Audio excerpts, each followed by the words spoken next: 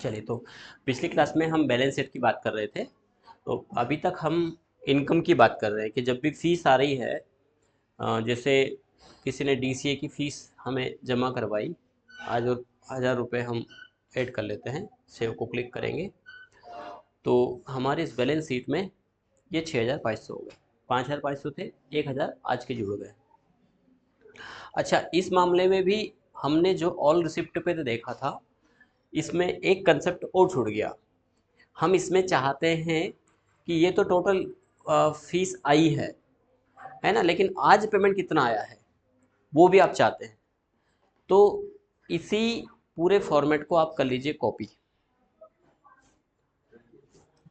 ठीक है, और इसी को यहाँ पर हम कर देते हैं पेस्ट एज ए फॉर्मूला, सही थी, कर देते हैं डायरेक्ट पेस्ट कर देते हैं कंट्रोल वी से। अब यहाँ पर एक ही कंडीशन, दो कंडीशन हमने शायद दी थी इसमें, कि एक तो ये चेक करें कि डीसीए और यूपीआई, यानी डीसीए की ऑनलाइन फीस कितनी आई और केस कितनी आई, लेकिन ये टोटल है। अब हम चाह रहे हैं कि टुडे, आज कितनी आई, ऐसा हम चाहते हैं। ठीक है ना, तो इसके लिए, हाँ, अच्छा टाइपिंग मिस्टेक हो गया, कोई बात नहीं। अब ठीक है, तो आज की फीस हम निकालना चाह रहे हैं कितनी आई है। तो इसके लिए हमारा रिसिप्ट में टुडे का ही फॉर्मूला लगा हुआ है यहाँ पर, है ना, टुडे ही लगा हुआ है। तो हम ऑल रिसिप्ट पर यहाँ इस कंडीशन में एक और कंडीशन जोड़ देंगे। क्या कंडीशन जोड़ देंगे? सम इफ्स में एक और क्राइटेरिया कॉमा लगा करके, क्राइटेरिया रेंज, क्राइटेरिया रेंज में जोड़ देंगे हम डेट, ये वाला कॉलम, ठीक है, कॉमा क्राइटेरिया क्या है हमारा, तो क्राइटेरिया हमारा जो है वो ऑल रिसिप्ट पे है और वो है डेट, आज की डेट। देन एंटर करेंगे तो ये अभी तो 0 बता रहा है, पर आज डीसीए में फीस आई है।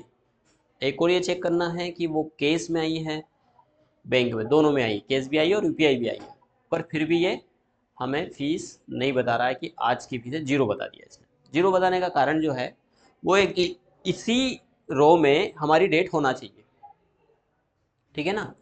तो हम रिसिप्ट में जाके करेक्शन करेंगे कि ये डेट हमारी इसी रो में आ जाए।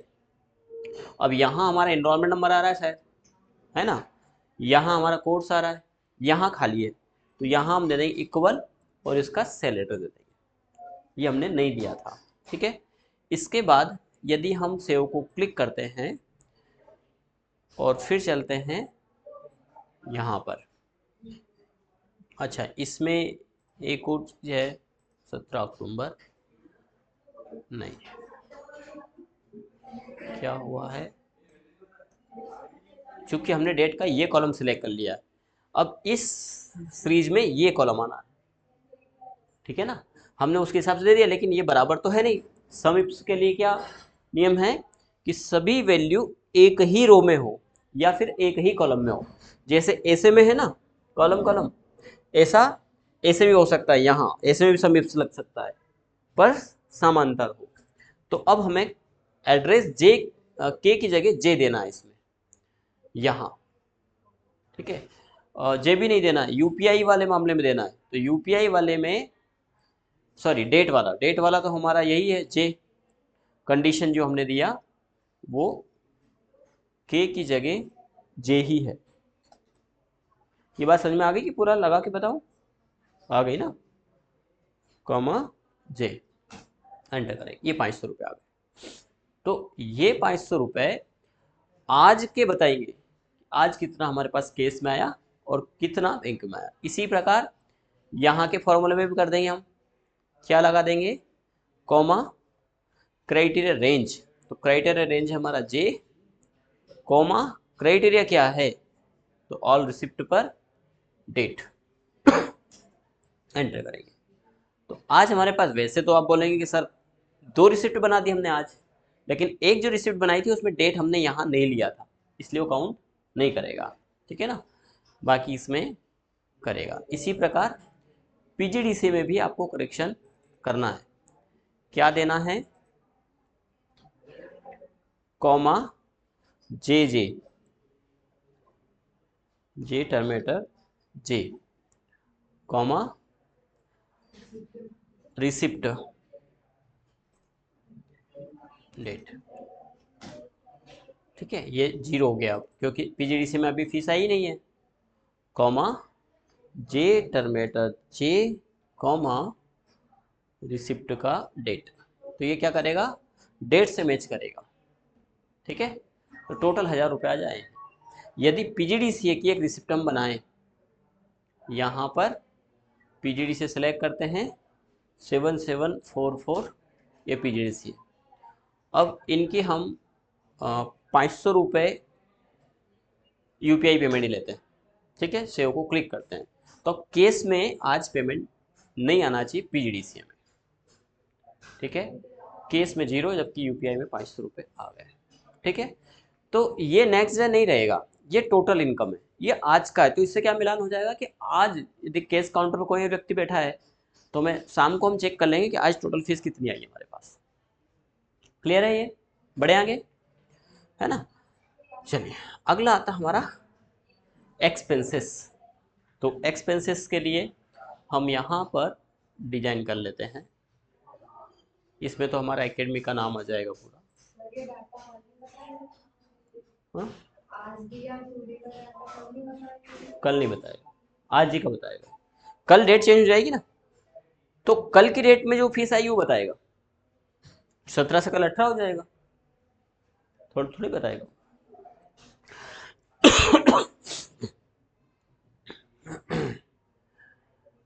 अब हम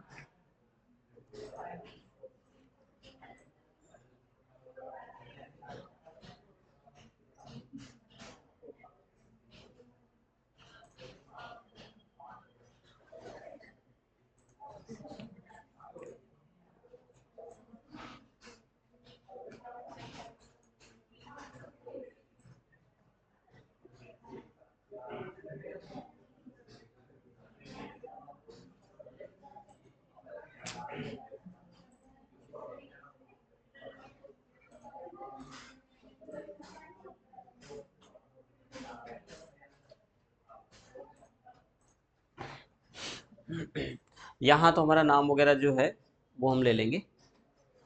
इक्वल कहाँ से लेना है, होम से, है ना, ताकि यहाँ नाम चेंज करें तो यहाँ पे भी ऑटोमेटिक नाम चेंज हो जाए हमारा। ये हम डाल देंगे, लोगो वगैरह सब ले लेंगे। फिलहाल के लिए हम यहाँ आ जाते हैं। यहाँ पर वही पहले नंबर तो 1, फिर 0 0, बस इसमें ज़्यादा ज़रूरत नहीं पड़ेगी। हम पेमेंट करते हैं, तो पेमेंट हम दोनों माध्यम से करते हैं। हालांकि जब माध्यम होता है तो आधा हमने केस किया और आधा बैंक किया, ऐसे चांसेस कम है। यदि ऐसे चांसेस है तो सेम रिसिप्ट आप वैसा बना सकते हो। फिलहाल हमारे ड्रॉप अप में हम डाल देते हैं, तो इसका एक ड्रॉप डाउन बना लेते हैं। डेटा वेलिडेशन में गए, लिस्ट में गए, और ड्रॉप अप में केस पे और बैंक पे। ये जैसा वहाँ लिखा है वैसा ही लिखेंगे तो ज़्यादा ठीक रहेगा, बट चेक करना ज़रूरी है। इसमें अंडरस्कोर लगाया है हमने, तो ज़्यादा अच्छा है यहाँ से उठा लेना आप, नहीं तो फिर निकालने में दिक्कत आएगी। बैलेंस शीट में यहाँ फिर से जा रहे हैं हम ड्रॉप अप में। कई मामले ऐसे भी होते हैं, असमानता होने के कारण भी आप परेशान होते रहते हैं। यहाँ पे क्या लिखा है, केस पे अंडरस्कोर नहीं है, तो फिर जब सम इफ्स का फॉर्मूला लगाएंगे तो एरर आएगा, इसलिए हम इसको चेंज कर लेते हैं। हम डाल देंगे ऑल रिसिप्ट में, यहाँ हमारे पास केस पे और बैंक पे ऐसा लिखा है, यही फील्ड हम यहाँ लगा देंगे। ठीक है, थोड़ा सा फ़ॉन्ट छोटा कर लेते हैं, बोल्ड कर लेते हैं। कॉलम का विड्थ हम थोड़ा सा बढ़ा लेते हैं, ये ज़्यादा ठीक रहेगा। यहाँ हम डालेंगे जो पेमेंट करने वाले हैं वो, कितना पेमेंट हमने किया, सॉरी किया वो तो बाद में आएगा, किस बात का किया वो भी तो बताना पड़ेगा हमें। तो यहाँ पर एक लिस्ट बनेगी, इसको सिलेक्ट करके डेटा में जाएंगे, डेटा वैलिडेशन में, और यहाँ पर हम लिस्ट लेंगे, और लिस्ट हमारी बैलेंस शीट में, ये हमारे एक्सपेंसेस है तमाम। ठीक है, तो यहीं से हम सिलेक्ट करेंगे सैलरी, एक्सपेंसेस, बैंक, ये इसमें बैंक डिपॉजिट भी हम ले सकते हैं क्योंकि बैंक में जमा भी हम करेंगे। तो यहाँ तक हमने सिलेक्ट किया। Fix asset, building rent, fix asset भी है हमारा, कंप्यूटर, फर्नीचर, इनको भी सिलेक्ट कर लेना आप, यानी कि अदर इक्विपमेंट यहाँ तक, देन ओके करेंगे और ओके करेंगे। तो ये हमारे एक्सपेंसेस यहाँ पर ड्रॉप अप में आ जाएंगे। ड्रॉप अप बनाना इसलिए क्योंकि समानता रहे, यहाँ जैसा लिखा है वैसा ही आना चाहिए, क्योंकि यहाँ पर उसका टोटल भी वैसा तभी आएगा। ठीक है ना। अब हमने कितना दिया, जैसे सैलरी हमने दिया 10,000 रुपये, हम 10,000 दे सकते हैं कि सैलरी, बताएं। हम सैलरी 10,000 दे सकते हैं? नहीं दे सकते। क्यों? क्योंकि हमारे पास 10,000 केस नहीं है ना। बोले क्यों नहीं दे सकते 10,000? वो नहीं पूछ रहा हूँ, हमारे पास पैसा भी तो होना चाहिए। 10,000 है नहीं, वो दे देंगे। आप दूसरा कुछ सोचने लग गए थे क्यों नहीं दे सकते। तो हम सैलरी 1,000 दे सकते हैं क्योंकि 1,000 हमारे पास है। ठीक है। हाँ, अब यहाँ हमने सैलरी डाला है और इसका हम एक मैक्रो असाइन करते हैं। मैक्रो चलेगा कहाँ से वो भी बताना पड़ेगा, तो इसके लिए हम अलग सीट पे डेटा नहीं डालेंगे। यही सीट है हमारी पूरी नीचे की खाली पड़ी हुई है।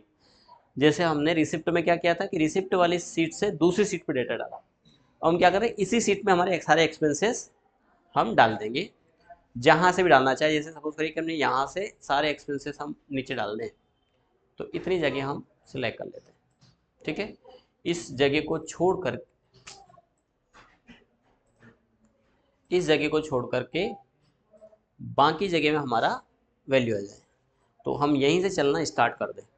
ठीक है, तो जहाँ से चलना स्टार्ट करें आप वहाँ पर 2 डिजिट डाल देना। जैसे यहाँ पे डाल दिया हम 0, यहाँ पे 0, 0 0 का मतलब आपको पता ही है ना।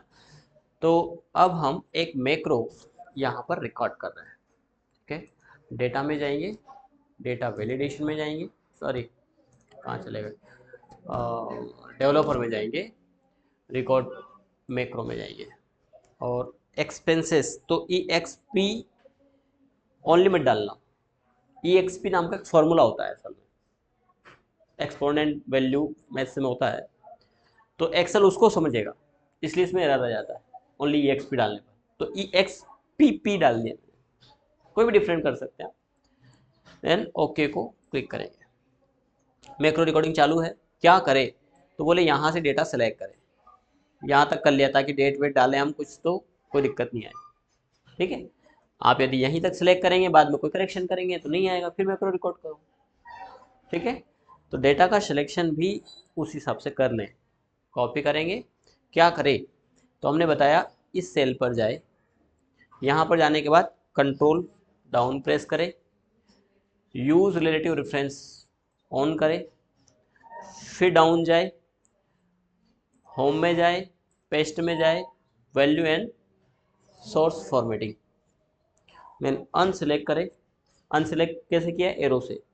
ठीक है, और डेवलपर में जाकर के यूज रिलेटिव को बंद करें और वापस कंट्रोल के साथ में अब कर देना, तो ये यहाँ आ जाएगा। हम यहीं लाना चाह रहे हैं तो इसमें 0 0 डाल देना, सीधे उठ करके ऊपर आ जाएगा। ठीक, देन स्टॉप को क्लिक कर देंगे। इसके पहले सेव नहीं किया, अभी लाइन हमेशा आएगी, कंट्रोल एस कर देते तो वो जो लाइन आ रही थी ना वो चली जाती, पर हमने स्टॉप कर दिया, इसके बाद किया है वो, है ना। कोई नहीं, अब आए तो आए, या फिर से रिकॉर्ड करें। तो हम यहाँ पर एक बटन बना लेते हैं,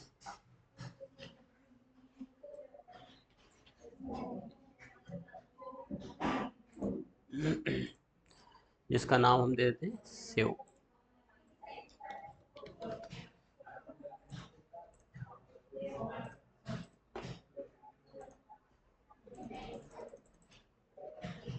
ज़्यादा कर बड़ा कर दिया, राइट क्लिक करेंगे, असाइन मैक्रो, ठीक, सेव को क्लिक करेंगे, ये देखिए लाइन छोड़ दी, ठीक है, ऐसी लाइन हर बार आएगी। तो क्या करना था, कंट्रोल एस और कर देना था, और सेव भी नहीं हुआ है ये, हम सेव करेंगे तब जाएगी, तो हमारे मैक्रो में हो जाना था ये सब, और कर्सर अभी यहीं आके रुका है। यदि आप चाहते हैं कि कर्सर हमारा टॉप में आ जाए,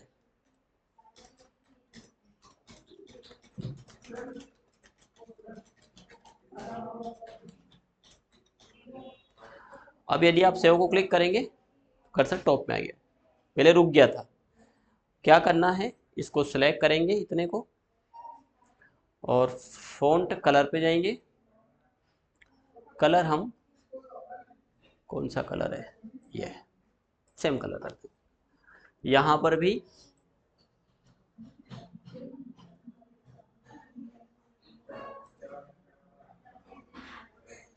ठीक। तो हजार हजार के 3 बिल कट गए हैं, लेकिन एक्सपेंसेस में नहीं आया। तो यहाँ पर लाने के लिए हम लगाएंगे इक्वल सम इफ्स का फॉर्मूला, सम रेंज। तो रेंज कहाँ से कहाँ तक है, यहाँ से हमारी स्टार्ट हो रही है, या यहीं से ले लो जहाँ से भी आप लेना चाहें, ठीक है। कहाँ तक जाए, तो control shift arrow down down, पूरा 10,48,576 तक, कॉमा,